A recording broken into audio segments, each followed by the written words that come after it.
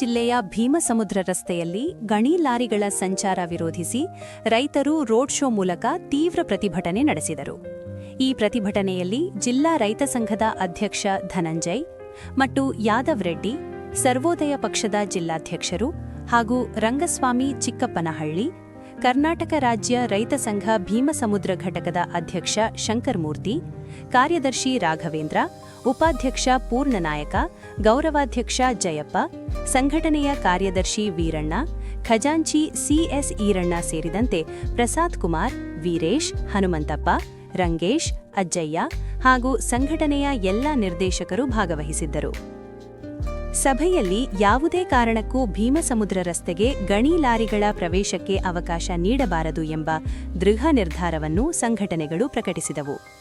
ಇದೇ ಸಂದರ್ಭದಲ್ಲಿ ಕರ್ನಾಟಕ ರಾಜ್ಯ ಗಣಿ ಬಾಧಿತ ಪ್ರದೇಶ ಹೋರಾಟ ಸಮಿತಿಯ ಅಧ್ಯಕ್ಷರು ಬಿ. ದುರ್ಗಾ ರಮೇಶ್ ಹಾಗೂ ಕನ್ನಡ ಚಿತ್ರರಂಗದ ಖ್ಯಾತ ನಟ ಮತ್ತು ಸಾಮಾಜಿಕ ಹೋರಾಟಗಾರ ಚೇತನ್ ಮತ್ತು ರಾಧಾಕೃಷ್ಣ ಪಲ್ಲಕ್ಕಿಯವರು ಹೊಳಲ್ಕೆರೆ ಕಡಿಭಾಗದಿಂದ ಭೀಮಸಮುದ್ರವರೆಗೂ ಯಾವುದೇ ರೀತಿಯ ಗಣಿಗಾರಿಕಾ ಚಟುವಟಿಕೆ ನಡೆಯಬಾರದು, ಅಲ್ಲದೆ ಹೊಸ ಗಣಿಗಾರಿಕಾ ಲೈಸೆನ್ಸ್ಗಳನ್ನು ನೀಡಬಾರದು ಎಂದು ಆಗ್ರಹಿಸಿದರು. ಈ ವೇಳೆ ಗಂಜಿಗೆರೆ ರಮೇಶ್, ವಿಶ್ವನಾಥ್, ಶಿವಕುಮಾರ್ ಹಾಗೂ ಮಹೇಶ್ವರಪ್ಪ ಅವರುಗಳು ಬೆಂಬಲ ವ್ಯಕ್ತಪಡಿಸಿದರು. ಈ ಎರಡು ಪ್ರಮುಖ ಬೇಡಿಕೆಗಳನ್ನು ಒಗ್ಗೂಡಿಸಿಕೊಂಡು ಅಹಿಂಸಾ ಚೇತನ್ ನೇತೃತ್ವದಲ್ಲಿ ರೋಡ್ ಶೋ ಮೂಲಕ ಪ್ರತಿಭಟನೆ ನಡೆಸಿ ಹೋರಾಟಕ್ಕೆ ಬಲ ತುಂಬಲಾಯಿತು. ನಂತರ ತರಳಬಾಳು ಕಲ್ಯಾಣ ಮಂಟಪದಲ್ಲಿ ಪೂರ್ವಭಾವಿ ಸಭೆ ನಡೆಸಿ ಪ್ರೊಜೆಕ್ಟರ್ ಮೂಲಕ ಸಮಾಜದಲ್ಲಿ ಬದಲಾವಣೆ ಹೇಗೆ ಸಾಧ್ಯ ಎಂಬುದನ್ನು ವಿವರಿಸಲಾಯಿತು. ಸಭೆಯ ನಂತರ ಅಹಿಂಸಾ ಚೇತನ್ ಅವರು ಸಿ-ಟೌನ್ ನ್ಯೂಸ್ಗೆ ತಮ್ಮ ಪ್ರತಿಕ್ರಿಯೆ ನೀಡಿದರು. ಇವತ್ತು ಭೀಮಸಮುದ್ರ, ಚಿತ್ರದುರ್ಗ, ಹೊಳಲ್ಕೆರೆ ಈ ಒಂದು ಚಿತ್ರದುರ್ಗ ಜಿಲ್ಲೆಯಲ್ಲಿ ಏನು ಗಣಿಬಾಧಿತ ಸಮಸ್ಯೆಗಳು ನಡೀತಾ ಇದೆ, ಅದಕ್ಕೆ ಒಂದು ಪರಿಹಾರ ಬರಬೇಕು, ಶಾಶ್ವತವಾದ ಪರಿಹಾರ ಬೇಕು. ಯಾಕಂದರೆ ಭಾಳ ದೊಡ್ಡ ಮಟ್ಟದ ಜನರ ಜೀವನಕ್ಕೆ ಇಲ್ಲಿ ಎಷ್ಟೋ ದಶಕಗಳಿಂದ ಧ್ವಂಸ ಆಗ್ತಾ ಇದೆ, ನಾಶ ಆಗ್ತಾ ಇದೆ, ಭಾಳ ಸಮಸ್ಯೆ ಆಗ್ತಾ ಇದೆ. ಆರೋಗ್ಯದ ಸಮಸ್ಯೆ ಅಷ್ಟೇ ಅಲ್ಲದೆ ರೈತರ ಸಮಸ್ಯೆ, ಭೂಮಿ ಒಂದು ಧೂಳು ಸಿಕ್ಕಾಪಟ್ಟೆ ಎಲ್ಲ ರೀತಿ ನಮಗೆ ದೊಡ್ಡ ಪ್ರಮಾಣ ಸಮಸ್ಯೆ ಆಗಿ ಕೆಲವು ವ್ಯಕ್ತಿಗಳು ಮಾತ್ರ ದೊಡ್ಡ ಮಟ್ಟದ ಬೆಳೆದು ಅವರು ಎಲ್ಲ ರೀತಿ ಆಳ್ತಾ ಇರೋ ಒಂದು ರೀತಿ ವ್ಯವಸ್ಥೆ. ನಾವೆಲ್ಲ ಒಂದು ರೈತ ಸಂಘಟನೆಗಳು ಒಗ್ಗಟ್ಟಾಗಿ ಜನಪರ ಕಾಳಜಿ ಇರೋರು ಎಲ್ಲರೂ ಜೊತೆಗೆ ಸೇರಿ ಇದನ್ನು ಖಂಡಿಸ್ತಾ ಇದ್ದಾರೆ. ನಮಗೆ ಈ ಹೋರಾಟ ನಿನ್ನೆ ಮೊನ್ನೆ ಶುರು ಮಾಡಿರೋದಲ್ಲ. ನಮಗೆ ಎಷ್ಟೋ ಒಂದು ದಶಕಗಳಿಂದ ನಮಗೆ ರೈತ ಸಂಘಟನೆಯಾದ ಪುಟ್ಟಣ್ಣಯ್ಯನವರು ಹಿರಿಯವರಾಗಿರ್ಬೋದು, ನಮಗೆ ಎಸ್ ಆರ್ ಹಿರೇಮಠವರಾಗಿರ್ಬೋದು, ನಮಗೆ ಸಂತೋಷ್ ಹೆಗ್ಡೆಯವರಾಗಿರ್ಬೋದು, ಇವರೆಲ್ಲ ಕೂಡ ನಮ್ಮ ಪ್ರಶಾಂತ್ ಭೂಷಣ್ ಮತ್ತು ನಮ್ಮ ರಮೇಶ್ ಅವರು, ಇವರೆಲ್ಲ ಭಾಳ ಗಟ್ಟಿಯಾಗಿ ಅನ್ಯಾಯದ ವಿರುದ್ಧ ನಿಂತಿದ್ದಾರೆ. ಈ ಹೋರಾಟದಿಂದನೇ ನಮ್ಮ ಪರಿಹಾರ. ಈ ಹೋರಾಟದ ಜೊತೆ ನಾವು ಹೆಂಗೆ ಒಂದು ಶಾಶ್ವತವಾದ ಒಂದು ಈ ವ್ಯವಸ್ಥೆ ಮೇಲೆ ಒತ್ತಡ ಹಾಕಿ ನಮ್ಮ ಈ ಭಾಗದ ಜನರಿಗೆ ಜೀವನಕ್ಕೆ ನ್ಯಾಯ ಸಿಗಬೇಕು ಅನ್ನೋ ನಮ್ಮ ಉದ್ದೇಶ. ನಮಗೆ ಇವತ್ತು ಆಳುವ ಶಕ್ತಿಗಳು ಏನು ಮಾಡ್ತಾ ಇದ್ದಾರೆ ಅಂದರೆ ಬರೀ ಶ್ರೀಮಂತರ ಪರವಾಗಿ ಒಂದು ರೀತಿ ಮೈನಿಂಗ್ ಲಾಬೀಸ್ ಪರವಾಗಿ ಇನ್ನೂ ಅನುಕೂಲ ಮಾಡಿಕೊಡ್ತಾ ಇದ್ದಾರೆ, ಇನ್ನೂ ಸುಲಭ ಮಾಡಿಕೊಡ್ತಾ ಇದ್ದಾರೆ. ಅದನ್ನು ನಾವು ನಿಲ್ಲಿಸಿ ಈ ಅಕ್ರಮ ಗಣಿಗಾರಿಕೆ ಮೇಲೆ ಕಡಿವಾಣ ಹಾಕಬೇಕು ಅನ್ನೋದು ನಮ್ಮ ಮೂಲ ಉದ್ದೇಶ.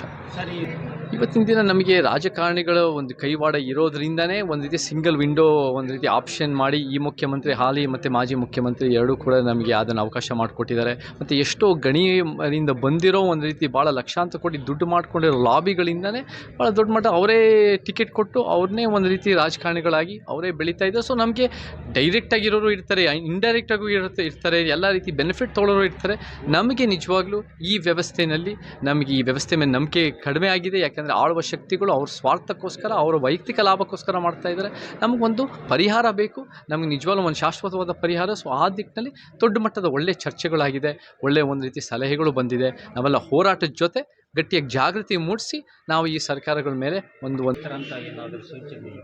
ನಾವು ಇವಾಗ ಭಾಳ ದೊಡ್ಡ ಪ್ರಮಾಣದ ರಾಜ್ಯ ಮಟ್ಟದಲ್ಲಿ ಎಲ್ಲ ಕಡೆ ಎಲ್ಲ ಮತಕ್ಷೇತ್ರಗಳಲ್ಲೂ ಡಿಸ್ಕಸ್ ಮಾಡ್ತಾ ಇದ್ದೀನಿ. ವಿಚಾರವಂತರು, ಹೋರಾಟಗಾರರು, ಚಳುವಳಿಗಾರರು, ಯಾರ್ಯಾರು ಉತ್ತಮ ಸಮಾಜಕ್ಕೆ ನಿಸ್ವಾರ್ಥವಾಗಿ ಸೇವೆ ಮಾಡ್ತಾ ಇದ್ದಾರೆ ಅವರೆಲ್ಲರ ಜೊತೆ ಮಾಹಿತಿ ಪಡೆದು ಕರ್ನಾಟಕಕ್ಕೆ ಹೆಂಗೆ ನಾವು ಪರಿಹಾರ ತರ್ಬೋದು, ಒಂದು ಪರ್ಯಾಯ ತರ್ಬೋದು, ಒಂದು ಪರಿವರ್ತನೆ ತರ್ಬೋದು ಅನ್ನೋದು ದೊಡ್ಡ ಮಟ್ಟದ ಚರ್ಚೆಗಳಾಗ್ತಾ ಇದೆ. ಭೀಮಸಮುದ್ರ, ಚಿತ್ರದುರ್ಗ ಈ ಭಾಗದ ಸಮಸ್ಯೆಗಳು ನಿಜವಾದ ಪರಿಹಾರ ಅಂದರೆ ಇಲ್ಲಿಂದ ಮಾತ್ರ ಬರೋದಲ್ಲ, ಇಲ್ಲಿಂದ ಜನರ ಒಂದು ಸಂಘಟನೆ ಜೊತೆ ರಾಜ್ಯ ಮಟ್ಟದ ಎಲ್ಲ ಸಮಸ್ಯೆಗಳು ಪರಿಹಾರ ಕೊಟ್ಟು ಎಲ್ಲ ಕಡೆ ಒಂದು 224 ಕ್ಷೇತ್ರಗಳಲ್ಲೂ ಒಂದು ಗಟ್ಟಿಯಾದ ಒಂದು ಸಮಾಜದ ಶಕ್ತಿ ಇದ್ದರೆ ಆವಾಗ ಇವತ್ತಲ್ಲ ನಾಳೆ ನಾವು ಒಂದು ಪರಿಣಾಮಕಾರಿ ಆಗ್ಬೋದು ಅನ್ನೋ ಒಂದು ನಂಬಿಕೆ ನಮ್ಮೆಲ್ಲರಲ್ಲೂ ಇದೆ. ಈ ಹೋರಾಟ ಶಾಶ್ವತವಾಗಿರುತ್ತೆ. ಇದನ್ನು ಈಗ ನಾವು ಇನ್ನೂ ಗಟ್ಟಿಗೊಳ್ತಾ ಇದ್ದೀವಿ. ಇವತ್ತು ಭಾಳ ಒಳ್ಳೆ ರೈತ ಸಂಘಟನೆಗಳು ಭಾಳ ಗಟ್ಟಿಯಾಗಿ ಹೋರಾಟ ಮಾಡ್ತಾ ಇದ್ದಾರೆ. ಯಾವತ್ತಾರು ಬದಲಾವಣೆ ಆಗಿದೆ ಅಂದರೆ, ಪರಿವರ್ತನೆ ಬಂದಿದೆ ಅಂದರೆ ಮೇಲಿಂದ ದಯಾದಾನ ದಾಕ್ಷಿಣ್ಯದಿಂದ ಅಲ್ಲ, ತಳಮಟ್ಟದ ಹೋರಾಟದಿಂದ. ಆ ಹೋರಾಟ ಇವತ್ತು ಎದ್ದು ಕಾಣ್ತಾ ಇದೆ. ಅದನ್ನು ನಾವು ಹೆಂಗೆ ಜನರಿಗೆ ವಾಪಸ್ ಕೊಟ್ಟು ಅವ್ರ ಜೀವನನ ಅವ್ರಿಗಾಗಿರೋ ಅನ್ಯಾಯಗಳು ಮುಂದಿನ ತಲೆಮಾರುಗಳಿಗೆ ಆಗದೇ ಇರೋಂಗೆ ಮುಂದಿನ ಪೀಳಿಗೆಗೋಸ್ಕರ ಒಂದು ಒಳ್ಳೆಯ ಆರೋಗ್ಯ, ಒಳ್ಳೆಯ ಶಿಕ್ಷಣ, ಒಳ್ಳೆಯ ಒಂದು ರೋಡ್ಸು, ಒಳ್ಳೆ ಇನ್ಫ್ರಾಸ್ಟ್ರಕ್ಚರ್, ಒಳ್ಳೆಯ ಪರಿಸರ ನಾವು ಹೆಂಗೆ ರೂಪಿಸ್ಬೋದು ಅನ್ನೋದು ದೊಡ್ಡ ಮಟ್ಟದ ಚರ್ಚೆಗಳಾಗಬೇಕು. ಗಣಿಗಾರಿಕೆ ವಿಷಯ ಕುರಿತು ಸರ್ಕಾರಕ್ಕೆ ಏನು ಎಚ್ಚರಿಕೆ ಕೊಡುತ್ತೆ? ನಮಗೆ ಇಲ್ಲಿ ಭೀಮ್ ಸಮುದ್ರದಲ್ಲಿ ಏನಿಷ್ಟು ನಾನು ಕೂಡ 6-8 ತಿಂಗಳಿಂದ ಗಟ್ಟಿಯಾಗಿ ಕೆಲಸ ಮಾಡ್ತಾ ಇದ್ದೀನಿ. ಮತ್ತು ಭಾಳ ಮುಖ್ಯವಾಗಿ ಇಲ್ಲಿ 10, 15, 20 ವರ್ಷದಿಂದ ಭಾಳ ದೊಡ್ಡ ಪ್ರಮಾಣದ ಹೋರಾಟಗಳು ನಡೀತಾ ಇದೆ. ಈ ಭಾಗದ ವಿಚಾರಗಳು ನೀವು ಗಮನ ತಗೋಬೇಕು ಸರ್ಕಾರ. ಈ ಭಾಗದ ವಿಚಾರಗಳನ್ನ ಜನನ ವೋಟರ್ಸ್ನ ಸುಮ್ಮನೆ ಟೇಕನ್ ಫಾರ್ ಗ್ರಾಂಟೆಡ್ ಅಲ್ಲ, ಅವ್ರ ಸಮಸ್ಯೆಗಳನ್ನ ಬಗೆಹರಿಸೋ ಮನಸ್ಥಿತಿ ಇರಬೇಕು, ಅಂಥ ಪ್ರತಿನಿಧಿಗಳಿರಬೇಕು, ಅಂಥ ಯೋಜನೆ ಕಾನೂನುಗಳು ತರಬೇಕು.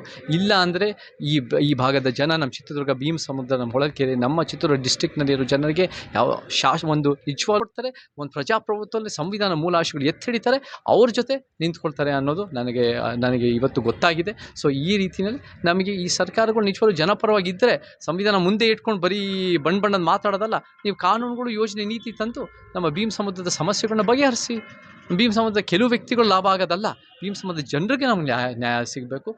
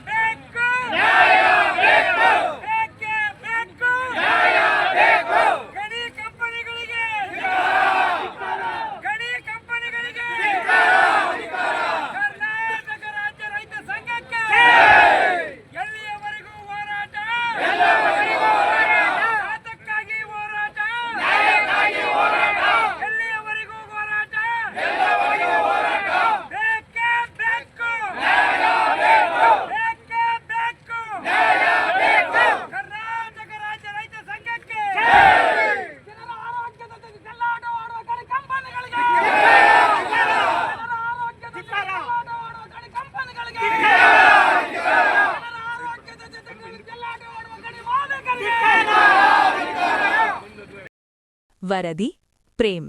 ನಿಮ್ಮ ಚಾನೆಲ್ ಅನ್ನು ಫಾಲೋ ಮಾಡಿ, ಸುದ್ದಿ ಶೇರ್ ಮಾಡಿ, ಸಬ್ಸ್ಕ್ರೈಬ್ ಹಾಗೂ ಲೈಕ್ ಮಾಡಲು ಮರೆಯದಿರಿ. C town news.